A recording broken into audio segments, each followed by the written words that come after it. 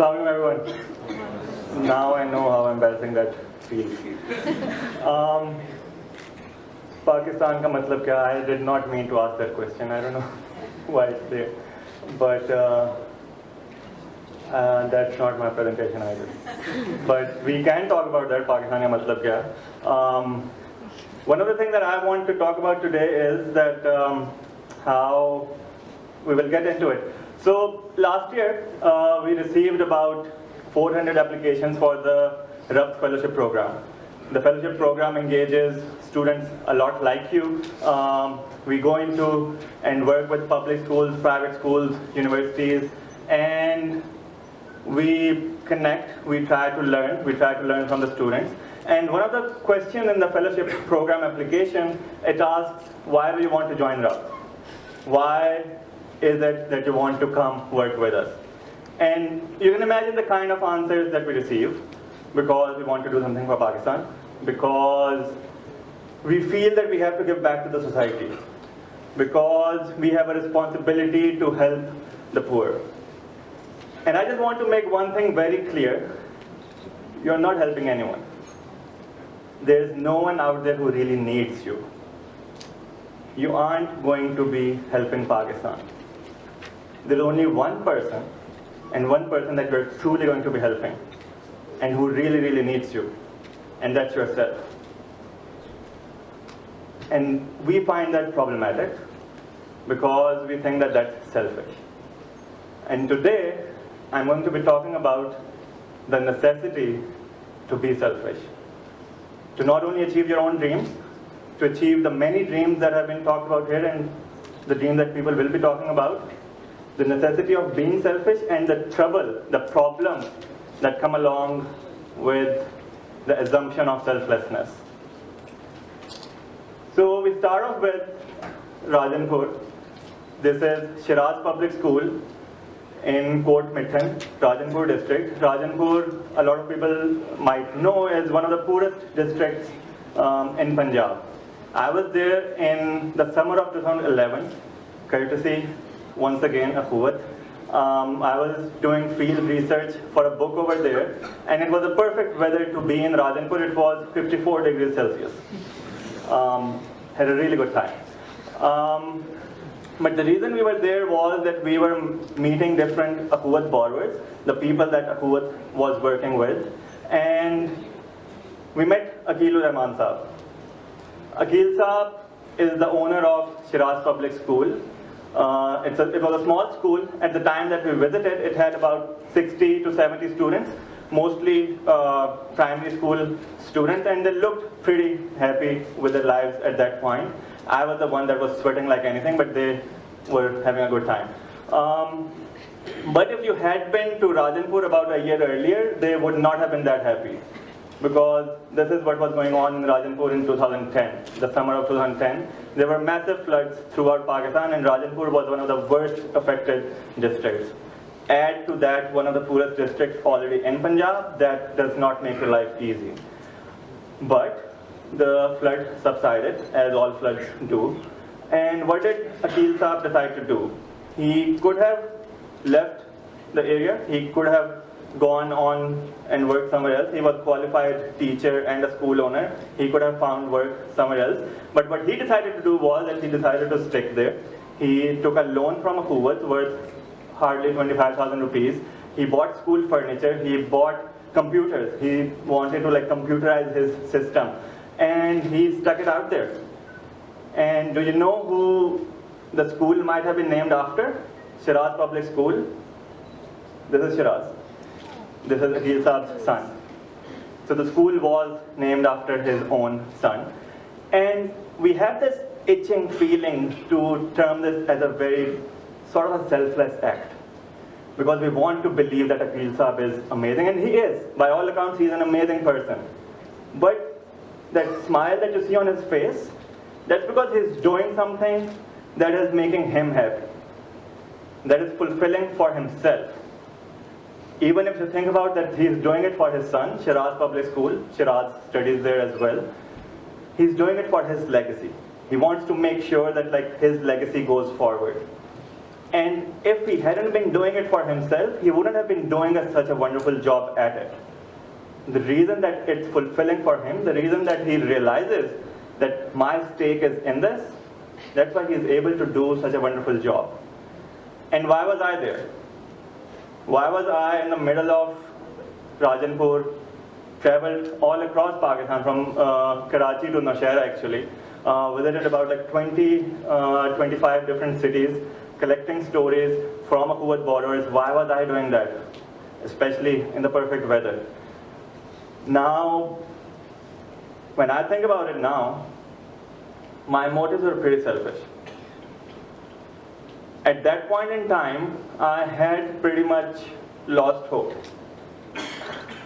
I had just graduated from college a year before that, and as you guys will realize, once you graduate, it's a pretty hopeless place out there.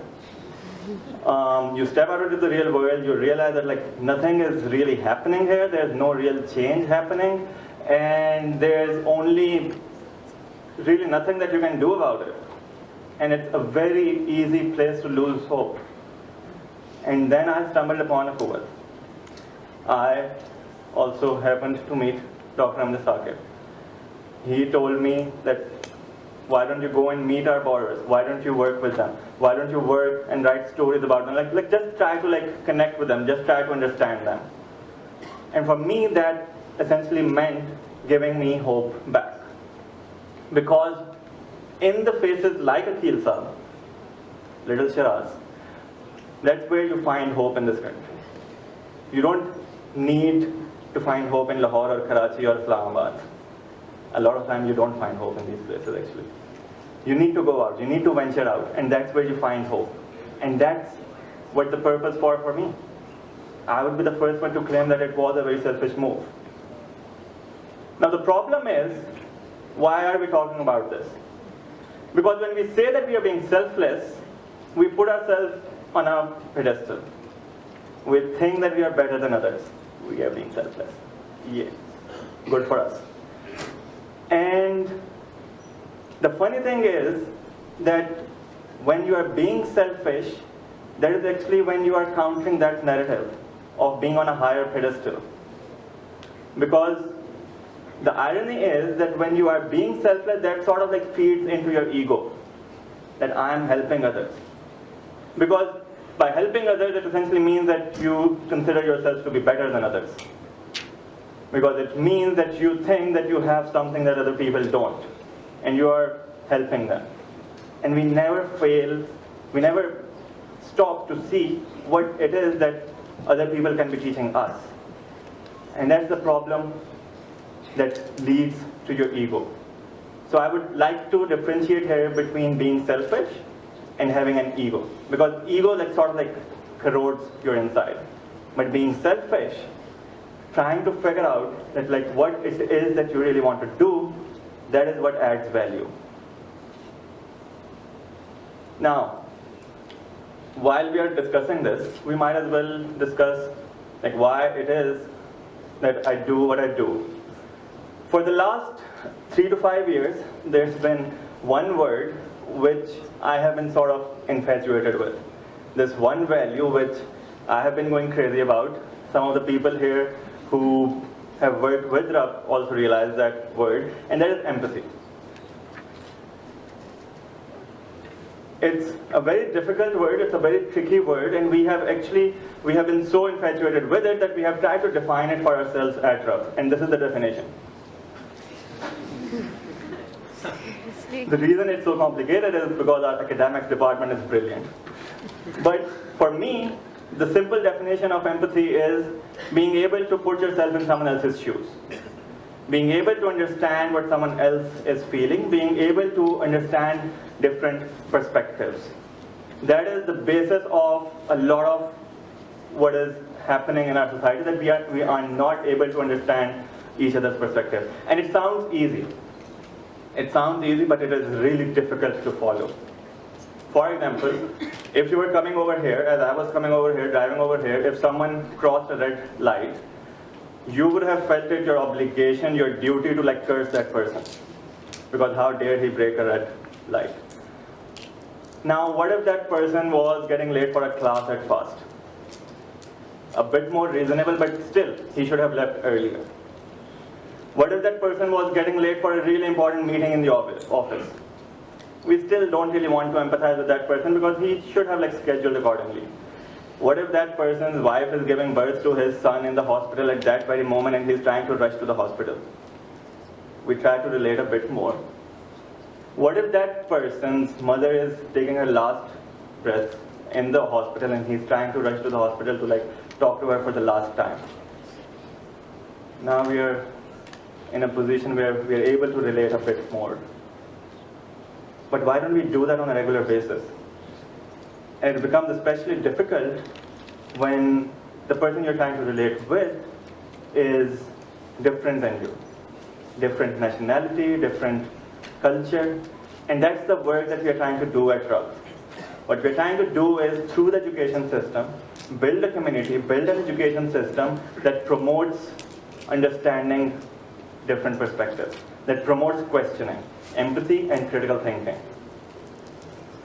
Now the problem is, and this is the tricky part, that I am not empathetic. I don't think I try to understand different perspectives on a regular basis. I fight with people quite regularly. I don't really try to put myself into the shoes of my family, my parents, my friends. And one of the person I have lately been finding it really difficult to empathize with and try to understand is my wife. It's really difficult to try to understand what's going on in her mind. I can't really tell. So I'm standing here talking about empathy and telling you that I'm not empathetic myself. What's going on? Is this person hypocritical? Maybe. Why is he working and running this organization? Why is he doing what he's doing? For me, it's because I have difficulty trying to understand different perspectives.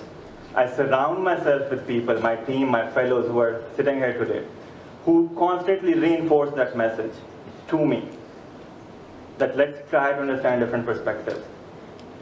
They tell me on a regular basis the value in connecting, the value in understanding, the value in listening, and the value in developing that community. And I would be the first one to admit that it was a selfish motive. It's a value that I hold dear. It's a value that I don't think I have. And for me, it was a selfish motive to work on this further, to surround myself with people who can help me in this journey. And that's the problem when we don't do that. When we think that we have all the answers, we go into the field, we go to work with people that we are supposed to be working with as messiahs. This is especially true when you're working with people from economically worse off backgrounds than yourself. Because you think that, Garib bichare, let's help them out. You're going in as a savior. You're going in with the moral authority of someone who can go in and tell people that you're not supposed to be doing it this way. Let's do it this way. I'm sorry, but you don't know that. You have no authority to be telling people what they should be thinking, how they should be acting. You are not a messiah. And that's the problem. That's the difficulty that comes along with this conceived selflessness. And what it stops from happening is that you aren't able to learn. Because when you go in as a messiah, you're going in with the assumption that whatever there is to teach is coming from me. Whatever that person needs to know is coming from me. But when you go in with selfishness, when you go in with the willingness to have everything for yourself, have everything, grab an opportunity and learn from it, that's when you start understanding people as well. When you step down from that pedestal and you try to understand, how do I become better at what I'm doing with selfish motive, that's when you start learning from people. And over the years, we have found that everyone that we have worked with has taught us amazing lessons. Our students have actually proved to us that they're much more creative than us, than we would ever be. This is an artwork by a student at the 2011 Rub Summer Camp.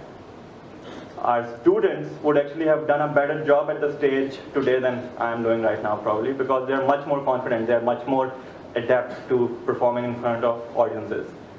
And our fellows. We have worked with numerous fellows, and they continue to teach us on a regular basis that what it means to be connecting, what it means to have a community, and quite a few of them have started their own social enterprises.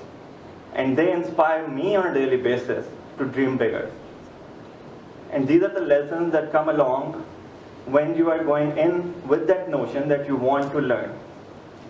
When you want to selfishly become better at what you're doing, and not go in with the notion that I'm going to tell people what is right for them. I'm not going to be a messiah for them. So in conclusion, just to make sure that we have to be careful that we don't treat this word selfishness to its logical extreme, and there has to be caution, because it has to be practiced with empathy. It has to be practiced with an attempt to listen, and first and foremost with an attempt to understand your own self, because otherwise it can go in a lot of negative directions. But just with the caution that when we assume and when we try to force selflessness, what we're essentially doing is that we are sort of making things difficult for ourselves and making things difficult for those whom we want to be selfless. Because A, you don't want people to be going in with a messiah complex. But secondly, you want it to be more human. When you say selfless, it means that you are expecting the person to do something that is against his or her nature. And how can anyone truly find fulfillment when he or she is not doing something that is true to his or her nature? So we have to find the beauty in selfishness. We have to realize that it is the key to doing whatever is meaningful for us. And we have to realize that that is the way we can treat people as equals, we can start learning from them, and we can have dreams that don't only belong to us, but that belong to the whole community. Thank you.